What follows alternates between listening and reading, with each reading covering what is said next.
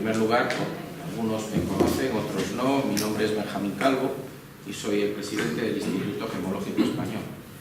Aparte de catedrático de esta escuela y casi ya jubilado, porque me quedan 3 meses. Pero vamos, de todas maneras, catedrático en activo. En primer lugar, tengo que pedir disculpas porque las conferencias, como saben todos, suelen hacerse en el Salón de Actos de la Fundación Gómez Palma. Pero suele pasar que cuando llueve, el Salón de Actos tiene goteras, porque tiene encima una terraza que está bien impermeabilizada, y siempre tenemos problemas. Y entonces, a veces, como seguramente algunos de ustedes ya han tenido ocasión de experimentar o de sufrir, pues tenemos que dar las conferencias en esta aula. Entonces, les pido disculpas por el despiste y por haber tenido que trasladarse de ahí para acá, etc.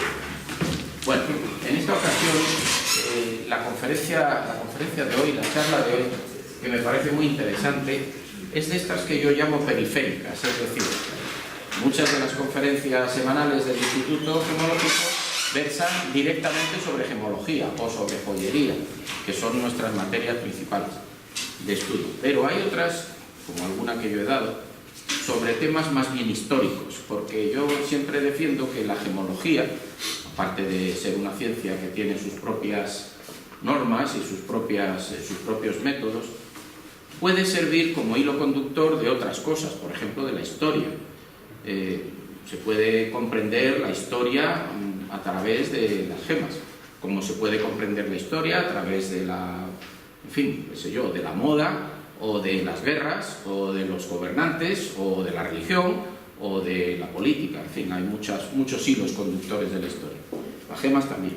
Y también las gemas están relacionadas con otras ciencias, como la geología, como incluso la geología fósil o el estudio de los fósiles vinculados a yacimientos geológicos, como los yacimientos minerales en sí, como la física, como la química. Es decir, la gemología puede vincularse con muchas ciencias. Y en esta ocasión es curioso, a mí mismo me ha sorprendido, porque la charla de hoy, como ustedes pueden ver, que la va a dar el doctor Enrique Peñalver, al que ahora mismo voy a presentar, pues tiene un título sugerente y que a primera vista tiene poco que ver con la gemología.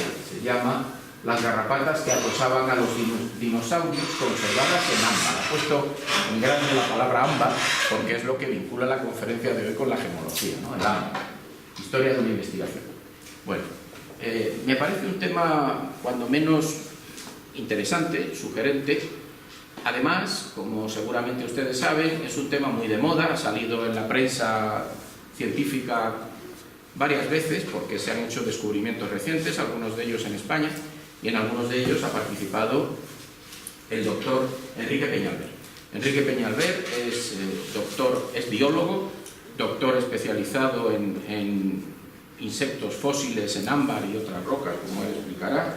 Está trabajando en el Instituto Geológico y Minero de España desde hace más de 10 años y su especialidad en el museo concretamente, y su especialidad, como digo, pues es el estudio de insectos fósiles fundamentalmente en ámbar. Por lo tanto, yo entiendo que la charla que nos va a dar hoy, él nos lo aclarará ahora mismo, pero la charla que nos va a dar versa no tanto sobre el ámbar como gema, sino de algunas de las características del ámbar que le hacen sumamente interesante como para dataciones geocronológicas o para estudios de la evolución, accediendo al estudio, al conocimiento, al mayor conocimiento, por su buena conservación, de insectos conservados en ámbar. Luego, el hecho de que sean garrapatas y el hecho de que se vinculen con los dinosaurios, pues yo creo que eso es un guiño que hace al respetable público, pero supongo que no solo va a hablar de garrapatas y no solo va a hablar de dinosaurios, sino en general de insectos vinculados o contenidos en ámbar, conservados en ámbar, y que tienen un especial interés desde el punto de vista geocronológico y paleontológico. De manera que agradezco muchísimo a Enrique que haya venido a darnos esta charla, que sin duda va a ser interesante, desde luego para mí lo es, porque si bien no específicamente gemológica, aborda aspectos geológicos que son para mí muy interesantes y que de alguna manera están vinculados con una de las gemas más importantes, como es el ámbar, y estoy seguro de que va a ser muy interesante. Muchas gracias, Enrique, por tu presencia, y nada, cuando quieras, pues te escuchamos atentamente. Muchas gracias por la presentación. gracias a todos vosotros por venir a esta charla.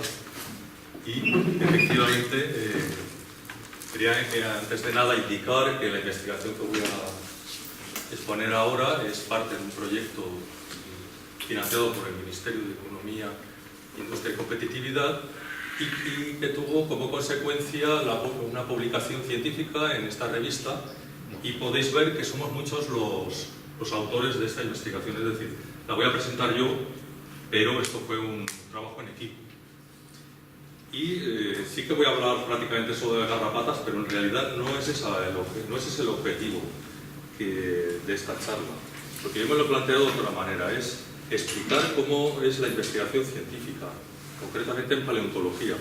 Es decir, la investigación científica no es algo lineal, algo que está ya programado desde el principio, sale todo perfecto, se llega a unas conclusiones que eran esperadas, sino que muchas veces vamos pegando bandazos y los primeros sorprendidos somos los investigadores de aquello que tenemos entre manos.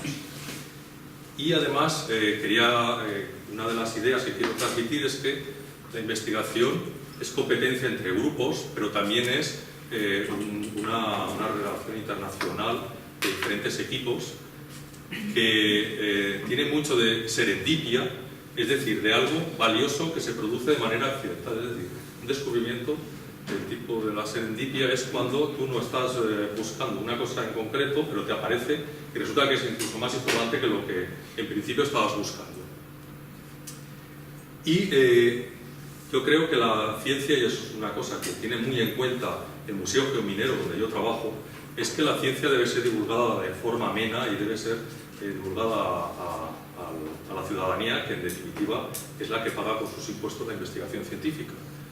Y luego otra cosa interesante que se puede desprender de todo lo que yo voy a contar, porque os voy a contar un poco una historia, voy a contar cómo ha sido esa investigación, algunas anécdotas para que se haga un poco amena y no aburrida, y luego al final iremos viendo cuáles han sido esos descubrimientos respecto a las garrapatas que le chupaban la sangre a los dinosaurios, que parece mentira que en una gema podamos sacar una información tan valiosa de lo que pasaba hace tantos millones de años entre los seres vivos, ¿verdad?, dentro de una gema.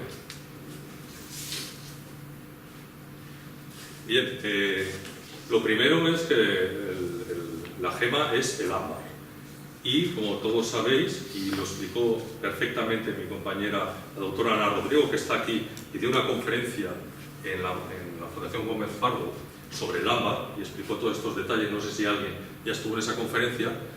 Allí se explicó los diferentes insectos que se pueden encontrar, lo bien conservados que están, qué es el ámbar, la historia sobre esta gema, que tanto ha fascinado a la humanidad desde tiempos prehistóricos.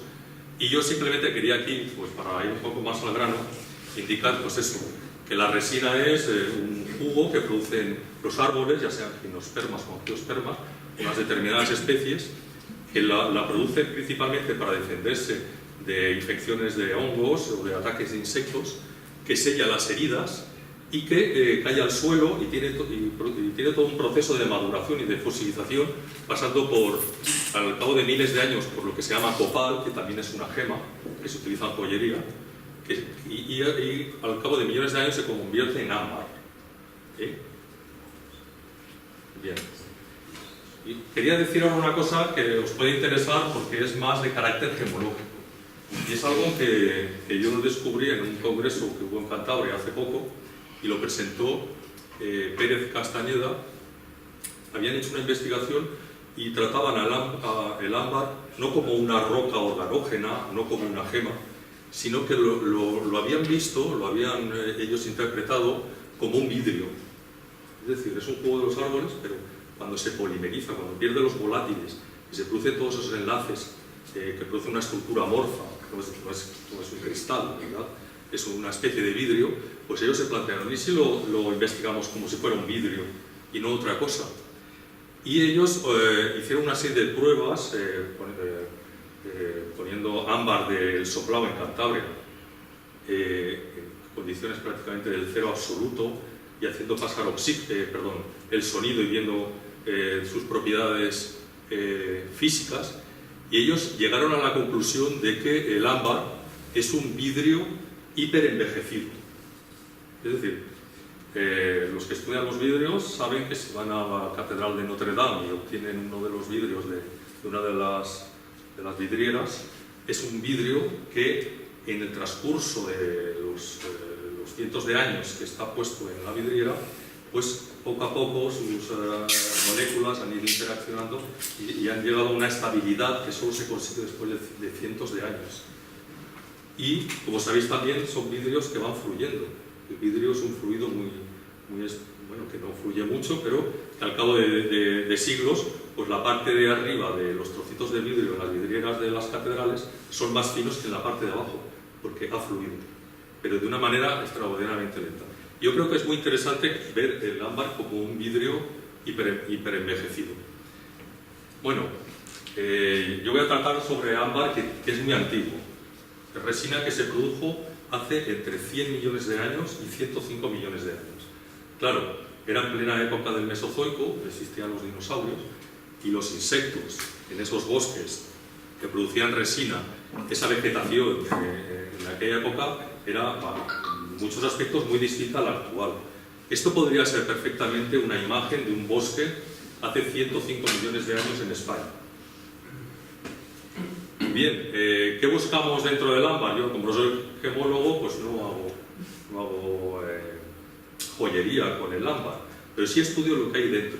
Es decir, cuando era resina, la resina es pegajosa, atrapa insectos y otros organismos, los envuelve, los conserva, luego se endurece, y yo busco esos organismos fosilizados que hay dentro. Eso es lo que a mí me interesa. ¿Qué podemos encontrar en el ámbar? Bueno, aquí veis esta pieza, que es muy grande, eso es un trozo de ámbar de aquí de España, tiene un tamaño muy apreciable y alguien puede decir, oye, ¿podemos encontrar un dinosaurio dentro? Porque estaría muy bien conservado, sería una noticia espectacular. Bueno, sabéis que los dinosaurios podrían ser gigantescos o podrían ser muy pequeños. Podría caber aquí un dinosaurio perfectamente. En España no hemos encontrado todavía ningún dinosaurio en el ámbar, es una lástima, pero sí hemos encontrado plumas de dinosaurios emplumados, como luego veremos. Cuando salió la noticia del descubrimiento del yacimiento de ámbar de Cantabria, que tiene grandes masas de ámbar y mucho ámbar, pues en la prensa internacional hicieron esta especie de viñeta cómica en la cual le preguntaban al científico que estudiaba el ámbar del soplao qué es lo que habían encontrado. Se habían encontrado estos ADN en los insectos que chupaban la sangre y tal. Y dice, no, es tan grande que hemos encontrado hasta dinosaurios dentro conservados. Bueno, precisamente de Cantabria, del yacimiento del soplao, que es, yo creo que el yacimiento de ámbar del Cretácico más importante que existe en el mundo en cuanto a cantidad de ámbar, después de Myanmar, de lo que era antiguamente Birmania, pues se valló el yacimiento, como estáis viendo, y en una de las piezas que se obtuvieron del yacimiento se preparó, hay como 32 insectos y otros artrópodos, aquí podéis verlos. Yo recuerdo hace unos años que estaba en la Universidad Complutense con otros colegas y estaba viendo esta pieza porque tiene muchos insectos, viendo qué es lo que tenía. Ya estaba preparada, como un gemólogo precisamente, del Museo de Ciencias Naturales de Álava, estaba viendo todo lo que había dentro, a ver qué es lo más interesante para estudiar. Y entonces, aquí justo, como veis, en esta especie de puntito, lo que vi es una garrapata. Yo me acuerdo que me exalté, estaba con otros compañeros en el laboratorio, digo, oye, que aquí hay una garrapata fósil. Eso es extraordinariamente escaso en el registro fósil mundial. Era una cosa que no habíamos visto nunca antes en el ámbar de España, y en ese momento yo digo, bueno, pues si esto es una garrapata, es la garrapata más antigua del mundo. Porque yo sabía que se habían encontrado unas pocas garrapatas fósiles en ámbar mucho más reciente, de hace unos 35 millones de años, 20 millones de años. Alguna garrapata también en ámbar de hace 99 millones de años. Pero esta garrapata, en concreto del soplao, tenía 105 millones de años. Y efectivamente se confirmó que era la más antigua. Aquí podéis ver, por una cara y por otra, la parte ventral y la dorsal de esta garrapata. Tanto nos entusiasmó encontrar una cosa tan peculiar y tan interesante también las garrapatas producen enfermedades, atacan al ganado, nos producen enfermedades a nosotros. hace unos años murió un español que le picó una garrapata y le transmitió una enfermedad que venía de África, seguramente una garrapata que había sido transportada por un ave desde África. Es decir, las garrapatas es algo que está en el imaginario de todo el mundo y son realmente unos artrópodos, unos ácaros especialmente interesantes para la salud y la economía humana. Entonces, iniciamos el estudio a principios del año 2016 diciendo, bueno, vamos a estudiar esta garrapata con todo detalle. Hicimos unos primeros dibujos para ver cuáles eran las características. Este es el poro anal, este es el poro genital, la cabeza con los palpos, la parte dorsal con este escudo que tiene aquí, que se llama pseudoscutum, y que nos indicaba que se trata de un macho. Perdón, que se trata de una hembra. Las hembras lo tienen así corto y los machos lo tienen grande, que cubre todo el dorso. Entonces, claro, lo primero que dijimos es, bueno, la garrapata española, la más antigua del mundo, ¿a qué grupo de garrapatas pertenece? Tenéis que saber que de las garrapatas solamente existen 3 familias que conozcamos. Es esta, la familia Exodide, que son las garrapatas duras, la familia Argáside, que son las garrapatas blandas, y luego la familia Nutarelide, que es una familia rarísima, que solo se conoce una especie en África, que se conocen muy pocos ejemplares, es una rareza, es una especie de fósil viviente. Y entonces empezamos a comparar todas las características de la garrapata española y llegamos a la conclusión de que no era ninguna de estas. Se parecía a esta garrapata tan extraña que solo se encuentra en África, pero no podíamos incluirla en ninguna de estas familias. Aquí podéis ver estas garrapatas tan raras, africanas, y entonces, claro, nosotros en un principio dijimos, bueno, no se enclava dentro de esta familia, pero lo más parecido. Seguramente tenemos una Nutariella fósil, y eso, pues la verdad que era un hallazgo bastante asombroso. Bueno, pues con esta idea fuimos a un congreso en Edimburgo en el 2016 y estábamos entusiasmados con este hallazgo. ¿Y qué nos encontramos? Pues que cuando nos dan el programa nos damos cuenta que un norteamericano va a presentar una comunicación al Congreso hablando de esta familia fósil en ámbar del Cretácico. Claro, nos entró el pánico porque dijimos, ya nos han pisado el descubrimiento. Este norteamericano va a publicarlo antes que nosotros y este gran descubrimiento pues un poco pierde la originalidad científica. Y entonces aquí está Scott Anderson, el norteamericano, precisamente haciendo esa presentación en Edimburgo. ¿Y nosotros qué hicimos? Pues nos fuimos, los que éramos del equipo, que estábamos en Edimburgo, que estábamos estudiando esta garrapata, nos fuimos a la sesión del norteamericano, empezamos a hacer foto a todas las diapositivas que estaba proponiendo. Es lícito, ¿no?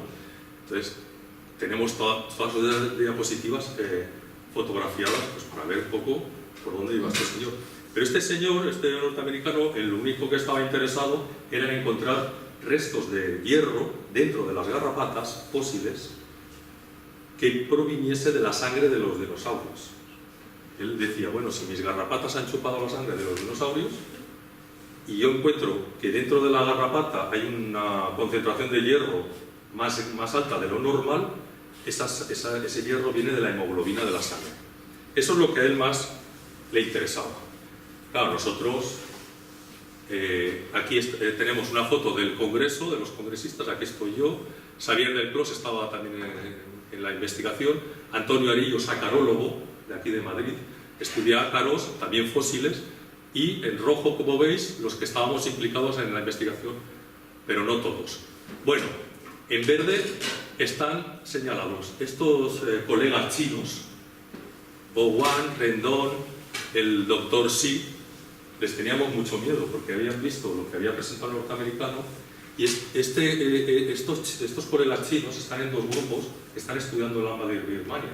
Seguro que tenían estas garrapatas y en cuanto vieran lo que había hecho el norteamericano, en 2 semanas montaban un artículo y nos hacía caer la investigación a nosotros y al norteamericano. Los teníamos controlados para los chinos. Entonces, ¿qué pasa? Que nosotros 3 nos fuimos a hablar con el norteamericano, Scott Anderson. Y le dijimos, oye, vamos a colaborar, ¿no? Tenemos una garrapata en España, con tus garrapatas podemos hacer un artículo. Y sorprendentemente dijo que por supuesto. que no había ningún problema. Y para nuestra sorpresa nos dice, tengo las garrapatas en la habitación del hotel. Pero ¿cómo se ha traído usted a las garrapatas fósiles que son únicas, tan importantes? Dice, no, las he traído por si acaso. Entonces, una amiga de Valencia, que trabaja en el Museo de Edimburgo, nos hizo un documento que firmamos para que nos prestara las garrapatas y nos trajimos a España. Y estas son, aquí lo podéis ver, una pieza muy bonita, una gema, pero con 2 garrapatas dentro, y aquí otra de las piezas con una garrapata engordada. ¿Por qué? Porque había chupado sangre. Eran de Birmania y tenían 99 millones de años, y nos las trajimos para España. Entonces lo que hicimos es, bueno, hay que estudiarlas rápido, y hay que estudiarlas de la mejor manera posible. El tema de que tengan sangre hierro de la sangre de los dinosaurios es muy sugerente. Es parte de la investigación que tenemos que hacer. Vamos a buscar, como ha hecho norteamericano, restos de hierro dentro de las garrapatas. Entonces, las garrapatas las pusimos en un aparato que hace como una tomografía, como las tomografías que nos salen cuando estamos enfermos, pero de cosas muy pequeñas. Es lo que se llama el CT scan. Y el CT scan produce una imagen tridimensional perfecta de lo que hay dentro del ámbar. Luego os mostraré otro ejemplo. Ahora lo que me interesa es que veáis esto de aquí. Esto lo detectó, esto es como una radiografía de la garrapata de lado, del otro lado y dorsal. Y veis que en el mismo punto aparece una cosa muy luminosa. Esto que es tan luminoso lo que indica es que es una especie de metal. Llegamos a la conclusión que es un cristal o una masa de marcasita o de pirita. Y esto vino del sedimento donde estaba el ámbar, es decir, esto es contaminación. Seguramente esa garrapata, y aquí lo podéis ver, tiene unas fisuras, el ámbar tiene fisuras y fracturas que llegan hasta la superficie, y por ahí se metió la pirita y se precipitó dentro de la garrapata.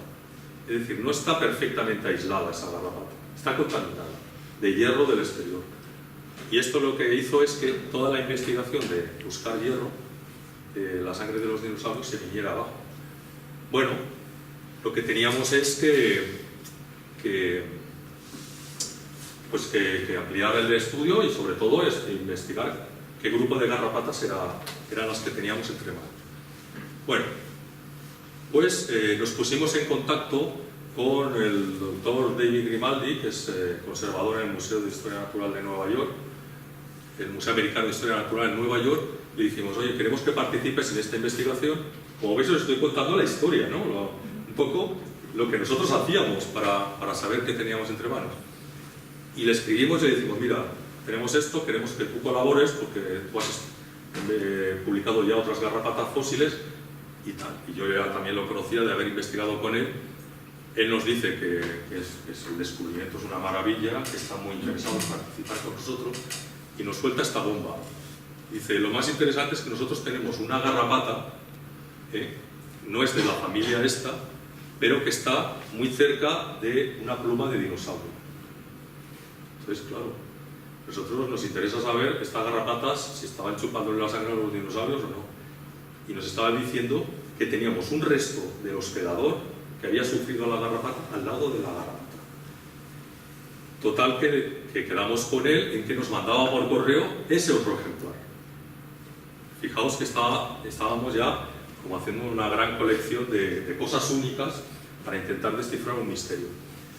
Bueno, otro aspecto interesante de gemología. Nos manda la pieza, el trozo de ámbar muy bonito, lo habéis visto aquí, es muy bonito, es una preciosidad, está pulido. Aquí veis la pluma de dinosaurio, por aquí está la garrapata enganchada a la pluma. Claro, esto tiene un valor incalculable, pero no como gema, porque lo interesante, porque hay otras gemas, otros trozos de ámbar que son más interesantes como gema, es el contenido que tienen fósiles dentro. Y él lo mandó a España y en el papel puso pues un valor. Los norteamericanos están obligados a poner un valor, y él dice, esto no tiene ningún valor monetario, esto tiene un valor científico, pero como tengo que poner una cantidad, puso $1000, o podría haber puesto $10.000. Tiene un valor incalculable científico. Él manda el paquete y el paquete nunca llega. Y esperando el paquete y el paquete nunca llega.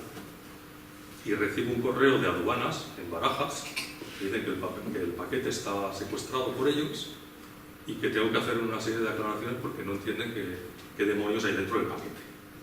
Lo han abierto y ven, además, el documento que ha hecho el norteamericano y dice, ¿esto qué es? Entonces me preguntan cosas como, ¿qué es el continente? O sea, ¿esto que te han mandado, en qué está? O sea, ellos veían el ámbar, pero no sabían muy bien qué demonios era eso. Y me preguntaban si eso tenía... o sea, que les dijera qué animal era el que estaba ahí dentro. Entonces yo les mando una carta y les digo, mire, el animal es una garrapata, pero precisamente me lo manda del Museo Americano para intentar saber qué especie es o si es una cosa nueva de describirla. El contenedor es ámbar, que es resina fósil. Esto no tiene un valor monetario. Bueno, claro, cuando ellos ven que les digo que es una garrapata, saltan las alarmas. Primero, esto no tendrá un problema de infecciones o de plaga. Y segundo, no será una especie que está en el Tratado CITES, el Tratado Internacional que protege especies en peligro de extinción. Me mandan un correo electrónico y me dicen que, entre otras cosas, hay que hacer un informe CITES. Un especialista tiene que asegurar que esa especie no está en CITES. Yo le digo, oiga, a los de aduanas, ¿cómo va a estar en CITES si se extinguió hace 105 millones de años? No es una especie en peligro de extinción. Es una especie que se extinguió hace 105 millones de años. Bueno, la cosa era tan increíble y el problema burocrático que se generó durante semanas, yo me pasé mañanas enteras llamando a aduanas, intentando aclarar todo, y no había forma, era que entrara no como un préstamo del museo, que luego se iba a devolver, sino que como una pieza que yo compraba, que valía $1000, y entonces me vi obligado a pagar, como podéis ver, varias cosas, entre ellos una tasa CITES. Tuve que pagarla para una especie fósil, como que no estaba en peligro de extinción. El IVA de aduanas, gastos administrativos, inspección PARAF, que no sé lo que será, etcétera, etcétera. Hubo que pagar 309 euros para que por fin llegara la garrapata a mis manos. Esta es una de las muchas cartas que tuve que escribir. Bueno, cuando me llegó el paquete hice una foto, porque después de, pues yo creo que fue casi un mes de lucha. Fijaos que el paquete ya había sido abierto por las autoridades norteamericanas, porque lo que declaraba que era real, lo que declaraba el colega norteamericano, a los de la aduana de Estados Unidos les pareció marciano. Y bueno, aquí está que estaba valorado en $1000. Bueno, pues al final en mis manos estaban las garrapatas. Aquí lo veis, la que me habían mandado de Estados Unidos, que casi me cuesta la salud, y las dos que habíamos conseguido en el norteamericano. Bueno, pues son piezas tan maravillosas que la garrapata de española, que está muy mal conservada, prácticamente tuvimos que posponer su investigación y nos dedicamos a estas. Fijaos en la pluma de dinosaurio, fijaos en la garrapata aquí. En el dibujo podéis ver que está enganchada la garrapata a la pluma. ¿Esto qué quiere decir? Que un dinosaurio emplumado con sus garrapatas le cayó una pluma a un trozo de resina pegajosa y en la garrapata, en la pluma iba enganchada uno de esos parásitos. Y pluma y garrapata quedaron conservados. Pero esta garrapata es de una familia que existe actualmente, las garrapatas duras. La típica garrapata que te puedes encontrar en el perro, pues es de la misma familia.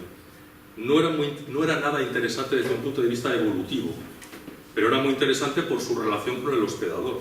Era la primera evidencia directa de parásitos de dinosaurios en el registro fósil. Es la primera vez en el mundo que podemos decir, este animal estaba parasitando a un dinosaurio. Y aquí tenemos la prueba directa, ese trozo de ámbar. Y cuando estudiábamos las patas de estas garrapatas, que son como las actuales, pudimos ver perfectamente el órgano de Haller, que es el que utiliza las garrapatas para detectar a sus hospedadores. Entonces, esta garrapata ponía las patas en alto y detectaba el olor y otros productos del dinosaurio, y cuando pasaba cerca, pues se dejaba caer encima del dinosaurio. Es decir, se ha conservado el órgano de esta garrapata de hace 99 millones de años con el que localizaban los dinosaurios. Bueno, aquí lo tenéis un poco de resumen sobre esta garrapata. Pues encontramos que sus hospedadores eran dinosaurios emplumados y que no era muy interesante evolutivamente porque eran como las actuales. Ahora bien, tenemos las otras, ¿verdad? Y estas son muy raras, son como la española, pero muy bien conservadas. y son extraordinariamente raras. En este caso son dos que se han quedado fosilizadas juntas, son dos machos, y toda su morfología era, permitidme la expresión, marciana, pero cuando estábamos observando todas estas porquerías que tenían pegadas en el cuerpo, seguramente, pues en el medio donde estaban, pues se iban manchando y si iban por el plumaje o lo que sea, pues toda la porquería, como las pelusas, se le quedaban en la parte de atrás. Pues por aquí atrás y luego enganchadas en las patas de los dos ejemplares, vemos esta estructura en forma como de pelo, ¿lo ves? Que son como macetas imbricadas, macetita, y luego terminan en un capuchón. Bueno, dijimos, tenemos que saber qué es esto que tiene la garrapata encima del cuerpo, si queremos saber qué estaba haciendo y si queremos un poco sacar inferencias de lo que era el pasado. Y nos pusimos a pensar, ¿qué son estas macetas imbricadas y este capuchón final? Porque se conservan perfectamente y es una estructura microscópica muy pequeña, y muy particular, y está pegada al cuerpo de las garrapatas. Bueno, pues yo había estudiado hacía tiempo en ámbar de la República Dominicana, en el Museo Americano, estuve estudiando pelos fosilizados en ámbar, y yo sabía que los pelos de los murciélagos son como macetas imbricadas. ¿Lo veis aquí? Esto es el pelo de un murciélago. Cuando lo comparas con esto, dices, ostras, es que es lo mismo, ¿verdad? Pero es que hay un problema. Hace 99 millones de años no existían los murciélagos. Los murciélagos aparecieron como 40 millones de años después. No podía ser un pelo de murciélago. Y yo, por cierto, que esta foto la he sacado de la página web del FBI, porque para investigaciones forenses es así. Entonces yo me acuerdo que con el acarólogo este que os he comentado antes, Antonio Arillo, estábamos varios días diciendo, ¿pero qué es eso? Mirando toda la biografía, pensando, nos llamábamos, no puede ser esto, no puede ser aquello. Y entonces yo con esto en la cabeza salgo del INME y me voy a casa y por malasaña me meto en el supermercado Día a comprar huevos ecológicos y leche, como pongo aquí. Esto no es cierto. Entonces cuando compro los huevos, miro que no estén rotos y veo un poco de pelús de una plumilla de la gallina que estaba pegada en el huevo. Entonces me quedo pensando y digo, las válvulas de una pluma son extraordinariamente pequeñas. Y en mi cabeza, digo, micras por aquí, pues podrían tener un tamaño similar lo que hay con las garrapatas con las válvulas de una pluma. En este momento es cuando yo enlacé las dos escalas, ¿verdad? Es cuando vi yo que ambas estructuras estaban más o menos a la misma escala. Yo había estudiado plumas fósiles en ámbar de España, de dinosaurios. Esto es una pluma fósil de dinosaurio en ámbar de Teruel, el yacimiento de Sant Just. Y fijaos que la estructura de las válvulas son como macetas o como imbricadas o como secciones. Y dije yo, a ver si va a ser plumas también lo que tienen las garrapatas y tenemos otra vez una conexión con los dinosaurios. ¿Entendéis? Que hubiéramos tenido algo similar al otro caso. Bueno, nos ponemos a investigar y encontramos que algunos pájaros, las válvulas de las plumas, estos filamentos hiperfinos que tienen las plumas, pues son como macetas imbricadas. Pero fijaos lo que tiene la garrapata y fijaos lo que tiene ciertas plumas de ave. Y yo decía, pues si es lo mismo, y además coincidía la escala. Ya está. Tenemos otra prueba y esto va a ser un artículo que vamos a poder publicar en una de las mejores revistas. Yo esto que os dais cuenta no os lo estoy diciendo a vosotros. Esto lo he sacado de la documentación que yo mandaba a mis colegas, a mis compañeros. ¿Os dais cuenta? Es lo mismo, ¿no? Lo he sacado para que sea más real de cómo funcionó la cosa. Y entonces puse el huevo, la pluma esa de huevo, está en el huevo del supermercado, la puse al microscopio. Esto es un pequeño fragmento porque, aunque es una cosa microscópica, cuando la pones al microscopio, y entonces veis las unidades aquí, pero son muy largas. Entonces, ¿qué pasa? Que lo que nosotros queríamos era buscar pájaros primitivos, actuales, y ver cómo son sus plumas al microscopio. Entonces hicimos una lista y conseguimos que el Museo de Zoología Comparada de la Universidad de Harvard nos prestara plumas de varias especies de pájaros, por ejemplo esta, de este ejemplar de plumas que nos mandaron los de la Universidad de Harvard, pues hicimos estas fotos. Fijaos que son muy parecidos a lo que tenemos en las garrapatas. No os cuento la historia para que los de Harvard nos dejaran unas plumas que tuvimos que devolver de sus colecciones de pájaros, porque era una pluma que eso no es nada, la metían en una bolsita, la etiquetaban, nos lo mandaron como si nos mandaran la joya de la corona británica y luego tuvimos que devolverla. O sea, imaginaos cómo es esta cosa. Bueno, pues entre otras cosas queríamos ver cómo eran las plumas del moa. Es una ave gigante que se extinguió en Nueva Zelanda. Queríamos ver cómo eran las plumas del dodó, una ave también primitiva de San Mauricio, que sabéis que extinguieron los seres humanos comiéndosela. O esta ave que es de Sudamérica, que es extremadamente primitiva.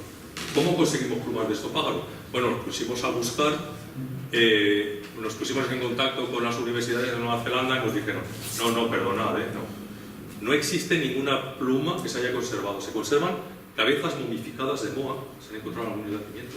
Las tienen como un tesoro nacional.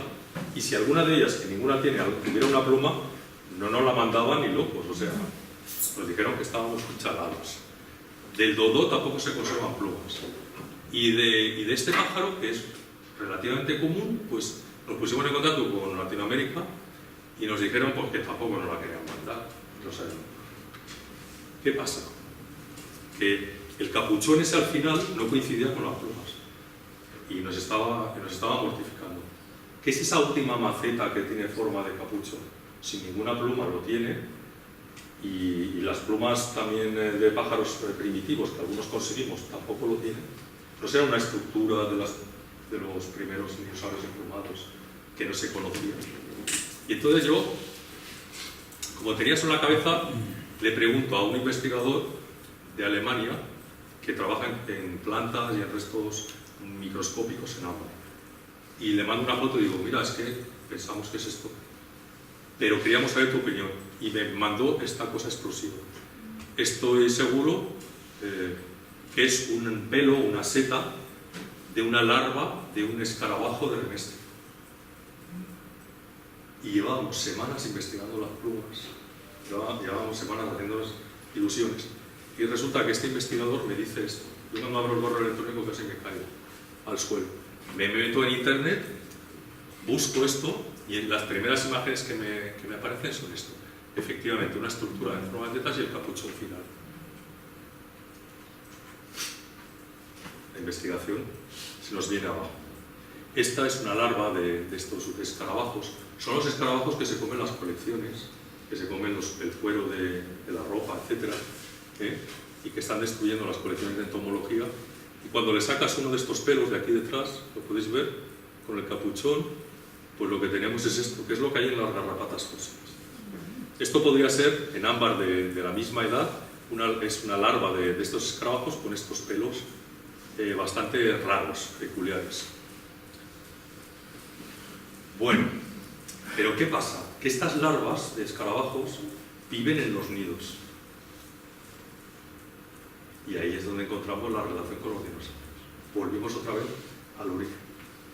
Estas garrapatas, estos larvas de escarabajos se comen las porquerías que los polluelos dejan en el nido de comida que no han acabado de digerir. Se lo comen prácticamente todo. A veces atacan a los pobres polluelos y se los comen vivos. Entonces están en los nidos. Pero actualmente lo podemos encontrar en nidos de pájaros y en nidos de mamíferos. Entonces, estas garrapatas que se han manchado con estos pelos de escarabajo, se han manchado con estos pelos porque estaban en un nido. ¿De quién era el nido? ¿De un mamífero o de un dinosaurio emplumado? Esa era la pregunta que había que contestar. Y la pregunta se contesta rápido por una razón. Porque en el ámbar del Mesozoico únicamente se ha encontrado un pelo fósil de mamífero. Y además seguro que es un pelo porque tienen unas escamillas características, los pelos, eso lo saben mucho los forenses, y cada especie tiene un dibujo diferente. Es un pelo real de mamífero. Sí, en el Mesozoico, en la época de los dinosaurios, sabemos que existían mamíferos. Pero lo que sabemos es que eran extraordinariamente raros en los bosques que producían la resina. Mientras que en el ámbar del Mesozoico encontramos infinidad de plumas. Está lleno de plumas. En ocasiones, fijaos, estos son de España, pero del mismo yacimiento de las garrapatas que estábamos estudiando, de Birmania, se ha encontrado una cola de dinosaurio que salió en toda la prensa hace un año o así. Hay tantas plumas y hay tantos trozos de dinosaurio dentro del ámbar de Birmania que incluso encontraron uno dentro de una pieza de ámbar. Esto que veis aquí, esta es la parte de la cabeza, el cuerpo, la pata, es un polluelo de dinosaurio plumado, no es un pájaro, cuidado, fosilizado dentro del ámbar de Birmania. Esto lo publicaron el año pasado en esta revista que es muy importante. Esta es una reconstrucción del polluelo. Es que está lleno. Entonces lo que sabemos es que el nido era de estos dinosaurios emplumados. Repito que esto no es un pájaro, ahora luego lo veremos. Perdona, pero tiene pico, ¿no? ¿Los dinosaurios tenían pico también? ¿Tenía qué? Pico. Sí, bueno, la cabeza era así. De hecho, los primeros pájaros en el registro fósil tienen pico y con dientes, porque aún no los han perdido. Y lo que dice que no es un pájaro. No es un pájaro. No es un pájaro, no es del grupo de las neornites, que son los pájaros actuales, que son los que se diversificaron en el terciario. No es un pájaro. Esto que estás viendo es un dinosaurio. Un dinosaurio que seguramente en estado adulto volaba, pero no es un pájaro. ¿Y no tenían dientes? Este en concreto lo han representado sin dientes porque seguramente era un estadio, o sea, no había crecido lo suficiente, ¿entiendes? Era muy joven. Es pequeño, fijaos, son 10 centímetros esto. O sea, que es la pieza de ámbar será una cosa así, pero yo sé que en algunos museos que están todavía pues, en las publicaciones científicas y en la prensa, tienen más dinosaurios dentro, trozos de dinosaurios, algunos más o menos enteros. Los tienen en el Museo de Nueva York, los tienen los chinos que lo han comprado en Birmania. Están a la carrera a ver quién es el primero que los publica. Y todos son precisamente dinosaurios o trozos de dinosaurios llenos de plumas. ¿Por qué? Porque estaban anidando en estos bosques y sus parásitos eran las garrapatas. Y esa es la conexión indirecta de estas garrapatas con los dinosaurios. Yo no sé si se ha entendido muy bien, si no luego pues, me hacéis alguna pregunta. Bueno, pues como veis, teníamos una hembra engordada que estaba gorda porque había chupado sangre, estos dos machos juntos, y apareció un nuevo ejemplar que estaba en venta en internet. Ahora mismo, los fósiles en ámbar de Birmania se están vendiendo en internet. Esta creo que costaba $900. Se compró antes de que apareciera el estudio, ahora ya está por $1.500 esta garrapata. No sé por qué, están encontrando muchas garrapatas de estas y están a la venta. El otro día me mandó el norteamericano, oye, otra garrapata en venta. Bueno, ahora lo veremos. Una cosa interesante en gemología. Fijaos, uno de los machos, en las patas las tiene llenas de bolitas. Y cuando ves estas bolitas, es resina, que se le había hecho una bola. Es decir, era una garrapata que andando por el árbol resinoso, tocó resina, se manchó, debió de sufrir mucho intentando quitársela. Al final le quedaron unas porciones de resina pegadas al cuerpo y siguió haciendo vida. Y curiosamente más tarde cayó ya entera en resina. De alguna manera esto es ámbar conservado en ámbar. Fijaos la cuestión curiosa. También encontramos al lado de estos dos ejemplares macho estos ácaros más pequeños y yo digo, bueno, ya está. Tenemos a las crías, ¿no? a los baby. Si estos son garrapatas recién nacidas, pues también es una cosa muy interesante. Sin embargo, la investigación, que también llevó mucho tiempo, por eso veis estos callejones sin salida, ¿no? Nosotros lo que empezábamos en saber todo y algunas cosas nos salían bien y otras mal. Bueno, pues son unos ácaros muy comunes y muy vulgares. Y ahora la cuestión es, ¿qué se descubrió de las garrapatas estas que eran tan raras, ¿no? Bueno, pues pertenecían a un nuevo linaje, a una nueva familia que se había extinguido seguramente en el Cretácico. Pudimos determinar el grupo actual más relacionado, pudimos determinar sus hospedadores, que no pudieron ser aves, no pudieron ser neornites, ahora lo veremos. Y también descubrimos sus hábitos de alimentación.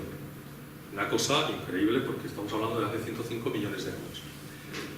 Esta es uno de los ejemplares que se compró último.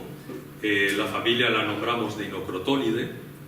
un nuevo género y la especie de Inocroton draculi. Se la dedicamos al conde Drácula, porque claro, como estos bichos estaban chupando sangre, pues dijimos que menos, ¿no?, que el pobre conde Drácula tenga una especie de... Bueno, voy a ser muy rápido. Yo quería enseñaros, tengo que apagar aquí, lo que hicimos con estas garrapatas para poderlas estudiar, porque una cosa es que a través del ámbar, que es transparente, lo ponemos a la lupa y al microscopio y podemos ver toda su homotropía. Pero hay cosas que no podemos ver. Por ejemplo, las garrapatas tienen una estructura que se llama espiráculo, que es para respirar, y la tienen bajo de la pata trasera. Eso es importantísimo saber cómo es esa estructura cuando estudiamos garrapatas. Bueno, pero las garrapatas todas se quedan así muertas, tapando esa estructura. Entonces dijimos, bueno, ¿y cómo conseguimos? Pues pusimos estos ejemplares en la máquina esa que os decía antes, en el Museo de Ciencias Naturales, ahí abajo, y tuvimos una tomografía de las garrapatas. Y esto lo que nos permite, como podéis ver, es una reconstrucción tridimensional que podemos mover, como estáis viendo, que podemos ampliar o disminuir todo lo que queramos, por ejemplo, para ver. No se ve muy bien porque tendría que cambiar un poco la intensidad. Lo puedo hacer. El poro anal, el poro genital, tenéis aquí. Entonces, detrás de esta pata hay una estructura que nos interesa. Entonces, esta técnica lo que nos permite es girar la garrapata, como estáis viendo, ¿verdad? Esto no lo podemos hacer, esto es imposible de ver por transparencia a través del agua. Entonces, luego, aquí lo vais a ver, este ángulo que es imposible en la resina, yo lo puedo obtener con esta virtualmente. Me acerco como si fuéramos en la axila de la pata y aquí tenemos, a ver si se ve. Ah, que se ve distinto. No, aquí lo veis. ¿Veis la pata como sale del cuerpo? Esto que veis aquí es el espiráculo.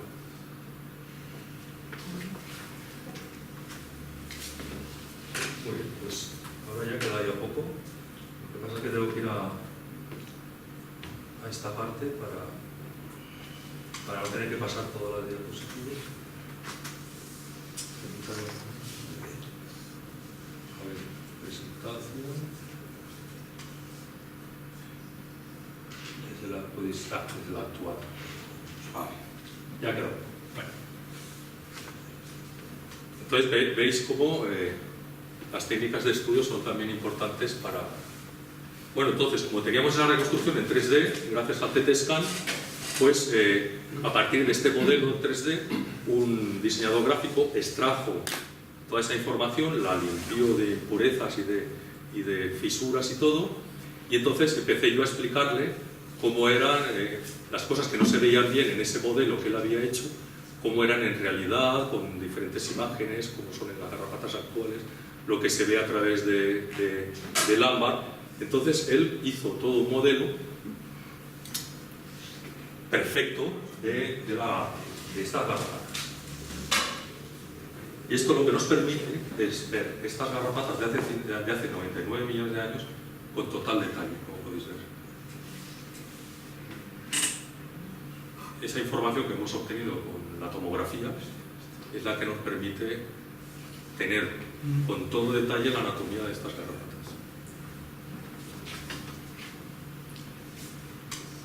Bueno, esto es un poco muy técnico, ¿eh? Nosotros pusimos los ancestros de los grupos con los que están relacionadas las garrapatas, pusimos las 3 familias, más la nueva familia, las relaciones entre ellas, a través del tiempo geológico, como podéis ver aquí, de los diferentes yacimientos donde hay registro. Esta de aquí, estas garrapatas son las que hemos estudiado, no continúan porque no sabemos en qué momento se extinguieron, pero desde luego no existían ni actualmente ni en el terciario. Y fijaos en la posición en la que está. Si vamos hacia abajo, vemos los grupos de dinosaurios emplumados más importantes, que podían ser los que fueran parasitados.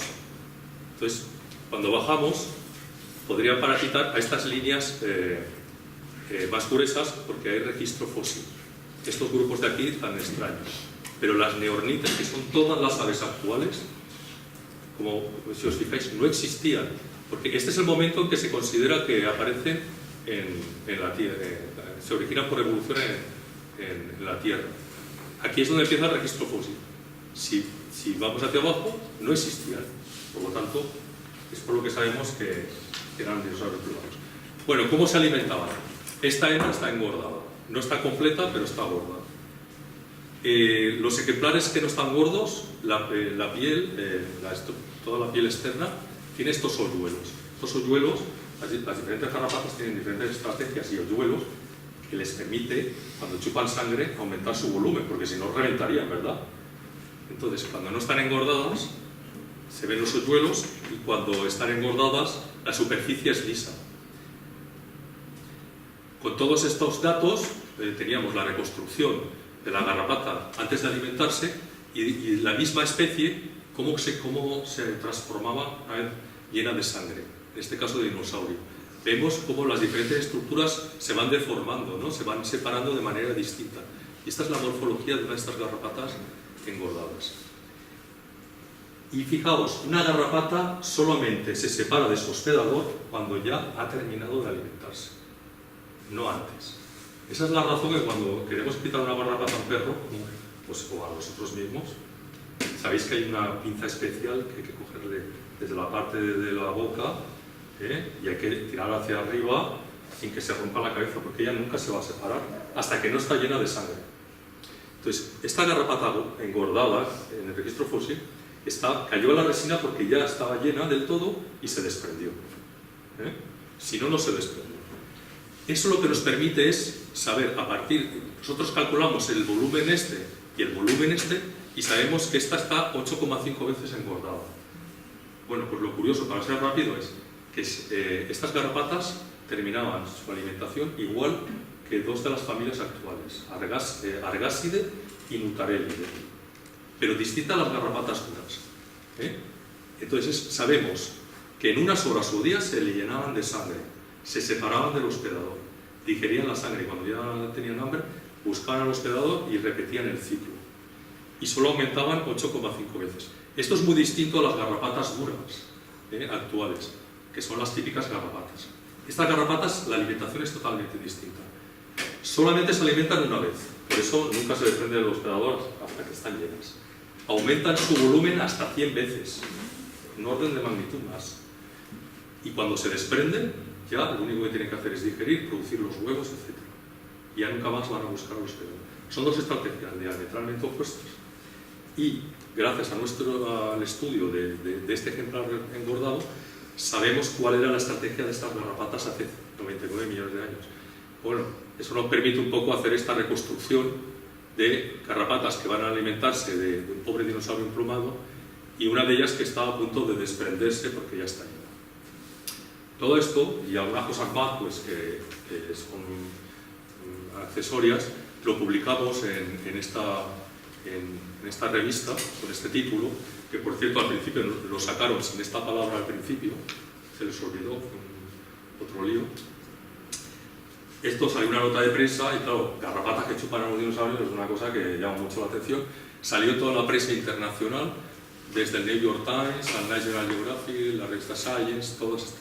O sea, salió por todo el mundo.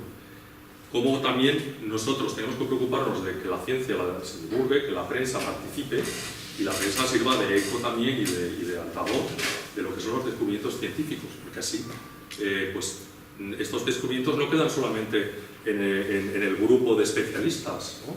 Sino que genera también un conocimiento general. Fijaos que incluso en un periódico japonés, que sé que trata sobre estas garrapatas que estudiamos por las imágenes, porque no hay nada más donde poder saber qué pasaba, y de hecho en 2017 se consideró esta investigación como uno de las 15 investigaciones científicas que habían sido noticia o eran importantes en España, de investigaciones españolas. Como no tuvo mucha repercusión internacional, pero en España no tuvo repercusión casi.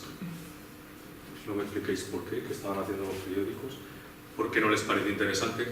Aprovechando que se iba a hacer una exposición que os invito a visitar en el Museo Geominero sobre la investigación del ámbar de España, pues dijimos, como tenemos la garrapata de Cantabria que no se ha estudiado y es española y es la más antigua del mundo, pues vamos a hacer una nota de prensa para que un poco se mueva todo el problema, toda esta cuestión.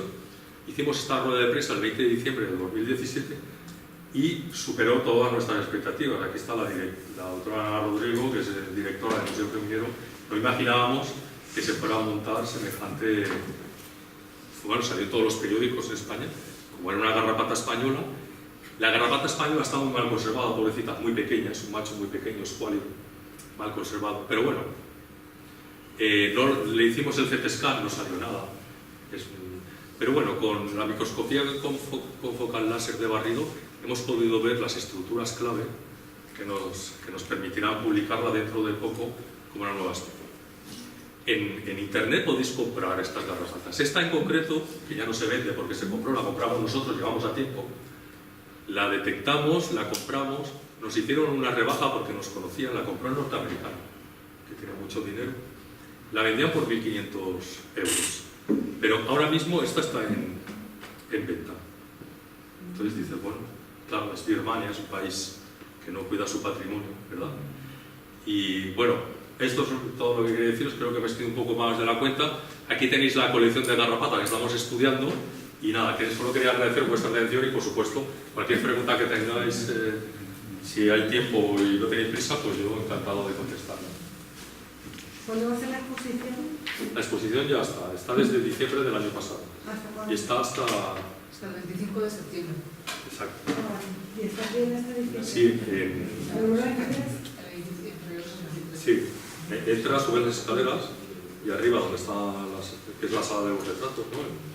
Allí están los paneles y hay unos ejemplares en vitrina y todo. Yo la recomiendo. Seguro que alguno de vosotros ya la habéis visto. debería verla? Está súper interesante. Sí. Bueno, ahí tratamos no las garrapatas, otros aspectos del proyecto en el cual se encuadra esta investigación y por cierto tenemos aquí al doctor Eduardo Barrón, que es el investigador principal del proyecto. Muy bien, pues nada, muchas gracias. Yo querría hacer alguna pregunta. En primer lugar, agradecer. ¿Alguien quería preguntar? Yo sí quiero. No sé si hay tiempo, pero Sí. yo lo tengo. ¿Cómo sabe que tiene 105 millones de años? ¿Cómo sé que tiene 105 millones de años la garrapata española? Bueno, pues la persona que nos ha podido dar esa edad, el doctor Eduardo Barrón, que está aquí, a partir del estudio del polen fosilizado en los estratos donde está el ámbar. Entonces él ha encontrado, él ha hecho las separaciones del polen fósil, tratando el sedimento, y él cuando ve la asociación de pólenes, pues se sabe que en un determinado momento, por otros yacimientos que también tienen ese polen, y además están datados de manera absoluta con la descomposición, descomposición no es la palabra correcta, bueno, con la desintegración de elementos radiactivos en ciertos minerales volcánicos, pues se sabe que esa asociación típica de pólenes con ciertos pólenes clave tiene esa edad. En otros sitios y tal, él estudia esto, lo determina y nos ha dado esta edad. Pensábamos al principio que estos yacimientos españoles eran más antiguos, pero la investigación del doctor Eduardo Barrón nos ha dicho que es del Albiense superior y que tiene 105 millones de años. Es una datación indirecta, pero está bastante certera. Estamos muy seguros de esa.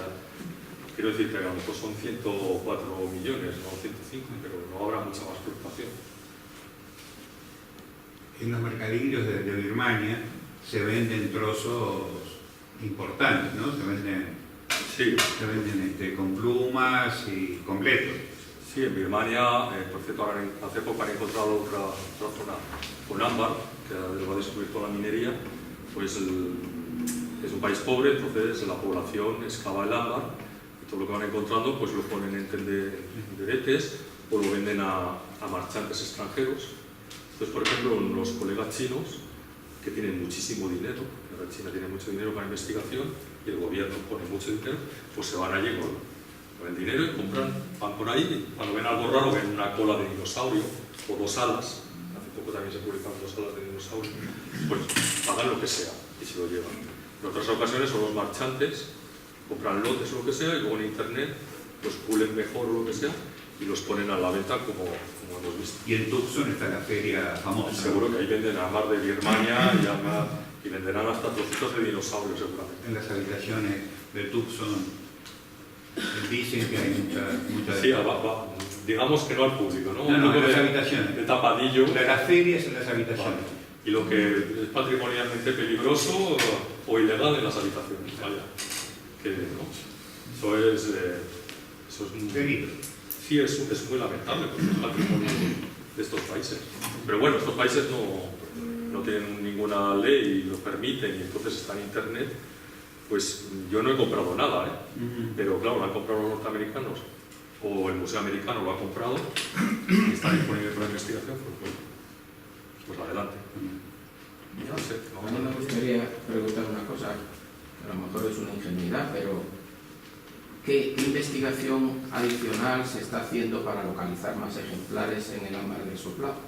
Digo, el del Soplao o de otros yacimientos españoles, pero dado que en el Soplao el yacimiento ha aportado muchos ejemplares y tal, hemos tenido la suerte, o habéis tenido la suerte de encontrar uno con una garrapata, pero seguramente entre todos los cientos o miles de ejemplares que se estén investigando, tal vez podríamos encontrar algún otro. ¿Hay alguna esperanza o se ha encontrado algo? Bueno, la esperanza es lo último que se pierde, pero he de decir que en el caso del ámbar del Soplao, pues al principio hubo mucho dinero para impulsar la investigación, incluso para proteger físicamente con cámaras el yacimiento. Luego hubo un cambio de gobierno en Cantabria, no le interesó nada esta cuestión científica. El nuevo gobierno que ha vuelto, no sé si es exactamente el mismo, dice que no tiene dinero, etc. Claro, aquí estamos en una crisis, entonces claro, esta es de las primeras cosas que se produce muy fuerte. Hay que entender una cosa, en el ámbar del Soplao no hay que seguir excavando, no hay que sacar ámbar del yacimiento, porque una vez lo sacas de dentro de los estratos, empieza a oxidarse y a degradarse, a no ser que lo estabilices de manera costosa y después de ver qué insectos o qué fósiles tiene dentro. Es un trabajo muy caro, de muchas horas, entonces hay sacos llenos de ámbar que necesitan ser preparados cuando se hicieron las excavaciones. Se ha preparado mucho, pero queda mucho por preparar. No hay que excavar más, sino que eso hay que preparar. Estamos en una crisis, pero yo sé que el gobierno de Cantabria está interesado en volver a preparar más ejemplares y todo. Pero bueno, la crisis esta ha sido tan fuerte que vamos un poco lentamente. Yo estuve en el Soplao hace muchos años y hicimos allí unas jornadas y tal. Era, yo creo, cuando se acababa de montar el laboratorio, el pequeño laboratorio. Era entonces pequeño, ahora ya no sé si es más grande. Sí, sigue igual. Pero es que la intención es hacer un museo. Sí. Entonces habrá un laboratorio grande, habrá una exposición, creo que no solo de ámbar, también de otras cosas, o sea, de los minerales, de la mina, de la Florida. Pero bueno, claro, hay que conseguir mucho dinero y que políticamente se impulse. Bueno, digamos pero la esperanza que la investigación está un poco detenida, ¿no? En este momento, quiero entender de lo que dice. Bueno, la investigación tampoco está tan detenida. Vamos a publicar esta garrapata del No, Soplao. quiero decir la investigación del Soplao para seguir buscando ejemplares. Eso sí. La investigación. Eso sí, porque de lo que hay preparado hasta ahora, las cosas importantes nosotros seguimos investigándolas, parte gracias a que el Ministerio de Economía, Industria y Competitividad nos ha ido renovando los proyectos de investigación que hemos tenido, las convocatorias. Sí. Entonces, claro, eso tenemos dinero pues, para viajes, para analítica, para análisis, para microscopio. O sea, que estamos investigándolo, pero ha habido un parón en cuanto a preparar más fósiles que se encuentren en el ámbar para incrementar la colección, porque salen muchas cosas que son siempre repetitivas y de vez en cuando te sale algo extraordinario. Y esas cosas extraordinarias solo salen si preparas muchos ejemplares. Claro, por eso es la dinámica. El proyecto que pusiste en la primera diapositiva o en la segunda, ¿es un proyecto financiado por el Ministerio o es un proyecto europeo? No, es un proyecto del Ministerio de Economía, Industria y Competitividad. Este tema, a mi juicio, tiene, ya lo has expresado muy bien, tiene una importancia mundial. Prueba de ello, el eco que se hace de la prensa científica mundial, el tema, y conseguir financiación adicional por parte de algún proyecto europeo o alguna cosa de esta, ¿lo habéis planteado? Sí, bueno, se piden muchas cosas y son pocas las que se dan, ¿no? Hay que tener suerte. Muchos son los llamados. Por ejemplo, fíjate qué curioso, nosotros ahora vamos a mandar una carta a un matrimonio empresario norteamericano porque nos dimos cuenta que ellos tienen una empresa muy grande, muy importante, de cosmética, de perfumería, etc. Entonces han sacado una línea de perfumes, de jabones, etcétera, que se llama Spanish Amber, ámbar español. Y entonces estuvimos en Nueva York y en las tiendas lo venden. Por cierto, es de mucha calidad y es caro. Entonces, hemos pensado que vamos a mandarle esta carta a este matrimonio que tiene mucho dinero y que le puede interesar ese vínculo con nuestras investigaciones, porque claro, nosotros pondríamos lo pondríamos como financiador o sponsor en los agradecimientos de los artículos técnicos y también pues, cuando saliera alguna noticia en la prensa, ¿no? Quiero decir que eso nosotros tenemos esperanza porque la casualidad de que se llame Spanish Amber, que es lo que nosotros estamos estudiando, ¿verdad? Nosotros somos el equipo de estudio del Spanish Amber. Entonces, que esa coincidencia y el hecho de que sea en Norteamérica, que es un país donde las empresas sí que hacen este tipo de acuerdos y ponen dinero para investigación científica o para España, eso es una asignatura pendiente. Las empresas españolas ya tienen problema para invertir en I+D, que es riqueza para el país y para la propia empresa generalmente. Pues imagínate a lo mejor para invertir en investigaciones que no tienen una utilidad práctica inmediata, ¿no? Simplemente el prestigio que le pueda dar a la empresa, pues estar financiando una investigación científica que luego sale en los medios. Lo vamos a intentar, o sea, lo intentamos todo, como puedes ver. En España hemos hecho dossiers, hemos contratado con empresas y no nos han respondido.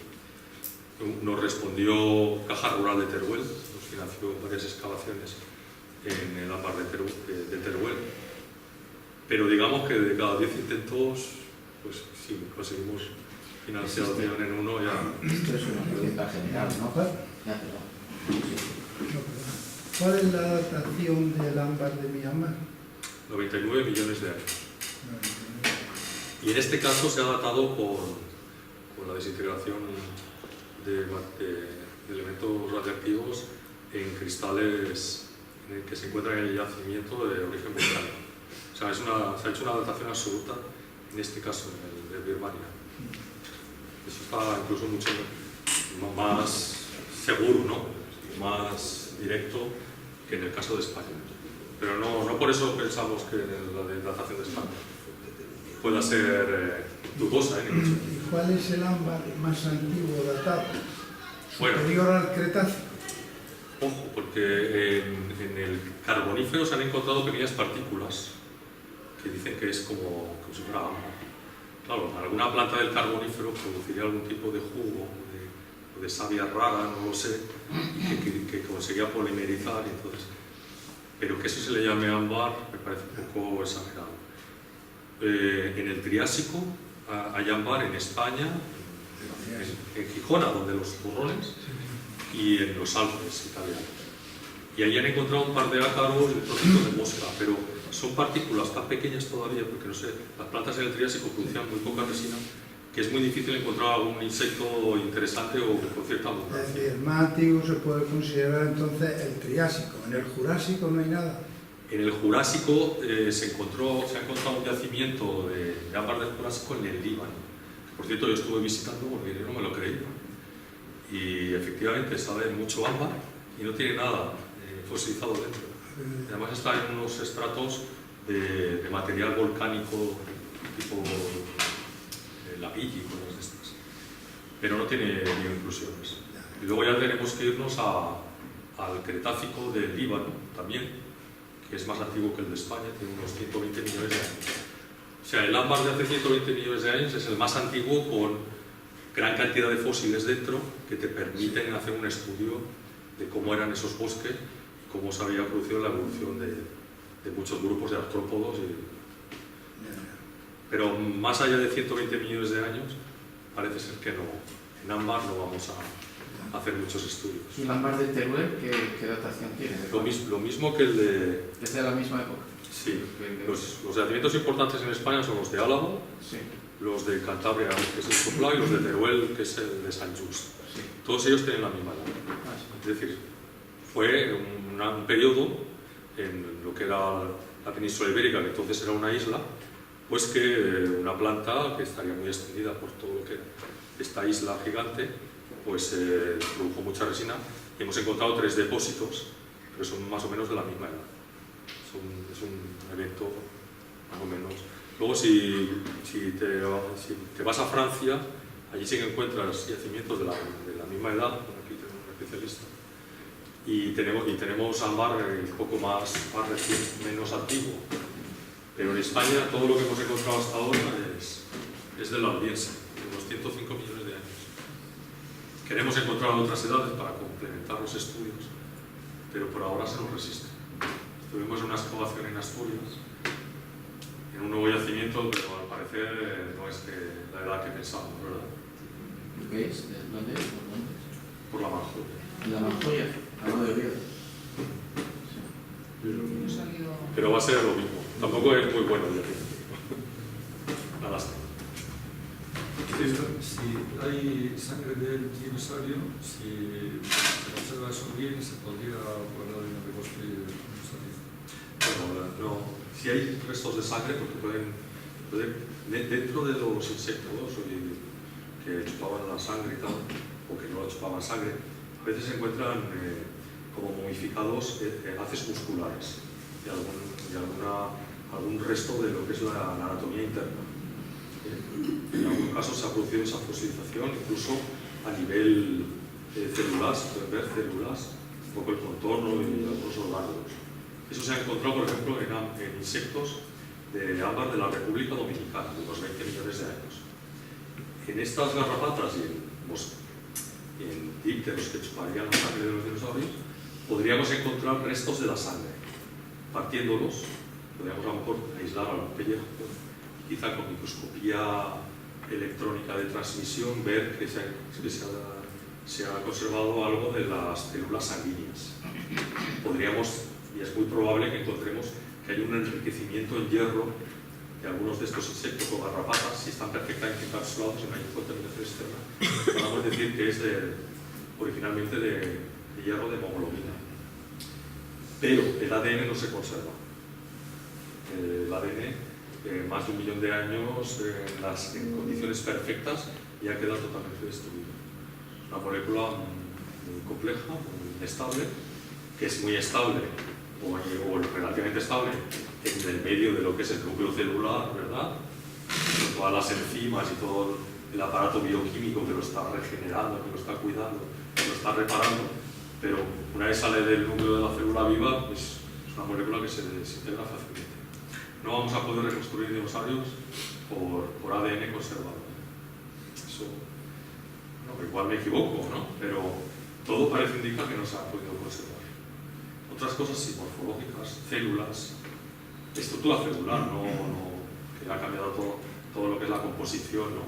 La fosilización, puedes tener un poco la estructura celular, pero aquello ya ha cambiado tanto a lo mejor de su composición, o se ha mineralizado, o se ha producido un fenómeno de carbonización tal que no vas a poder detectar los líquidos, las grasas de la membrana celular ni nada. Bueno, esos son datos que nos interesan de la morfología de las células. Pero bueno, esto es un poco lo que podríamos encontrar.